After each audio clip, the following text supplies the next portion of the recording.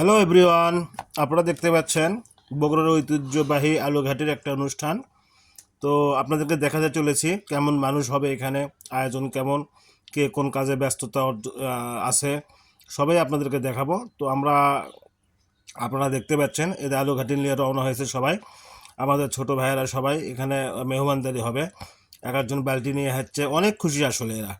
এরকম অনুষ্ঠান আমাদের এলাকায় অনেক হয়, বিশেষ করে বগুড়াতে। বগুড়ার ঐতিহ্যবাহী যে খাবারটা আলুঘাটি, সেটা আমাদের এখানে প্রতিনিয়তই চলে। তো আপনারা আগামীতে ইনভাইট পাবেন, এতে কোনো সন্দেহ নাই। তো দেখতে পাচ্ছেন মানুষ সারিবদ্ধভাবে সুন্দরভাবে বসে মোনাজাত করছে খাওয়ার আগে। মিলাদ মাহফিল হচ্ছে, আর আমাদের ভলেন্টিয়ার ছোটো ভাইয়েরা ভাস্তারা আলুঘাটি দিয়ে যাচ্ছে, প্লেটে প্লেটে ভাত দিয়ে গেছে। তো বিষয়গুলো আমাদের কাছে অনেক সুন্দর, অনেক মধুর, অনেক মধুময় সময়। তো এই বিষয়গুলো আমাদের কাছে অনেক ভালো লাগে, মেহমানদারি করতে ভালো লাগে। খাস করে যদি আমাদের বগুড়াতে মানুষ সবাই শোনে যে অমুক জায়গায় আলুঘাটির একটা অনুষ্ঠান হবে, মজলিস হবে, তো সেই আলুঘাটিতে সবাই উপস্থিত হওয়ার চেষ্টা করে। সেই ধারাবাহিকতা এখানেও চলছে। আসলে প্রায় 1000 লোকের আয়োজন।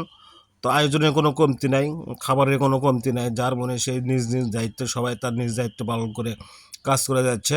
তো দেখতে পাচ্ছেন সবাই অধীর আগ্রহে বসে আছেন, মোনাজাত ধরে আছেন। আল্লাহর কাছে দোয়া প্রার্থনা হচ্ছে, আল্লাহ কাছে দোয়া হচ্ছে যে মানুষটা এই আয়োজনটা করেছে তার মনের নেক মকসুদগুলো আপনি পূরণ করে দেবেন।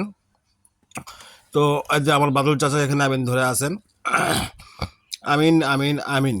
তো এই আয়োজনগুলো যদি আপনাদেরকে ভালো লাগে থাকে অবশ্যই কমেন্ট বক্সে জানাবেন। এটা হচ্ছে জাফর সাহেব আর সাইফুল ভাই, এরা ভলেন্টিয়ার, এরা আসলে দায়িত্ববান একটা মানুষ, এরা দায়িত্ব পালন করছে। সেই সাথে আমার কাজ ভিডিও করা, আমিও ভিডিও করছি। তো আপনারা যদি এরকম আলুঘাটি খেতে চান অবশ্যই আমাদের বগুড়াতে আসবেন। বগুড়াতে আসলে আলুঘাটি খাওয়ার অভাব নেই। তো এই মজার বিষয় হলো, এই বিষয়টা কেন আয়োজন করা হয়েছে সেটা আপনাদেরকে বলবো।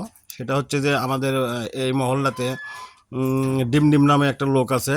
উনি আসলে উনি সন্তানহীন না, ওনার ওই দাম্পত্যের কোনো সন্তান নাই। তো উনি স্বামী স্ত্রী মিলে অনেক দিন আগে উদ্যোগ নিয়েছিল যে আমি থাকতে থাকতেই আমি জীবিত অবস্থায় একটা মজলিস করে যাব। আমার পরে তো কোনো প্রজন্ম নেই, তারা কি করবে না করবে সেটা জানি না। এই সেই লোকটা, ইনি এই আয়োজনটা করেছে। এনার জন্য সবাই দোয়া করবেন। দেখতে যাচ্ছে ছাদের উপরেও কিছু মানুষ আছে, ওখানে মহিলারা আমিন ধরে আছে। তো যে লোকটা এই আয়োজনটা করেছেন ওনার জন্য সবাই অন্তঃস্থল থেকে আল্লাহর কাছে দোয়া করবেন যেন আল্লাহ ওনাকে নেক হায়াত দান করেন, ওনার মনের মকসুদগুলো পূরণ করেন। আমার মেয়ে রূপিতা এখানে বসে আছে, বাবা বসে আছে।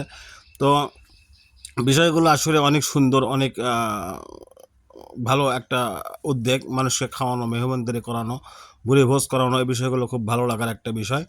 তো এই লোকটা বক্তব্য এনার কাছে জিজ্ঞেস করলাম যে আপনি কেন এই আয়োজনটা করছেন। উনি বলছে যে আমার পিতা মাতা, ভাই বোন, আত্মীয় স্বজন, ইভেন আমি, আমার পরে যে প্রজন্মগুলো আসবে তারা যেন সবাই আমাদের জন্য দোয়া করে, আমাদের অনুপস্থিতিতে যেন আমাদের জন্য দোয়া করে, যেন আল্লাহ আমাদের নেক হায়াত দান করেন। আল্লাহ যেন আমাকে ওপারে ভালো রাখেন, বেহেশত নসিব করেন। মানুষের মন জয় করার জন্য আসলে এই আয়োজনটা করেছে। তো শেষে আমিও একটু খাবার বসে একটু ভিডিও করলাম, শ্যুট করলাম। এদের পিছনে সাব্বির আছে, ওদের হালিম আছে, এনারা দেখাচ্ছে কত। এরা কাজকাম করার পরে আমরা একটু খাইতে বসছি, তারপরে এখানে দেখি সুজন উনি খাচ্ছে আর বলছে সেই স্বাদ সেই স্বাদ। তো আলুঘাটি তো স্বাদ হবে, স্বাদেরই একটা বিষয়। তো আজকের ভিডিওটা বেশি দূর লম্বা করতে আমি চাচ্ছি না। তো ভিডিওটা যদি ভালো লাগে থাকে অবশ্যই কমেন্ট বক্সে জানাবেন। তো আজকের মতো ভালো থাকবেন, সুস্থ থাকবেন।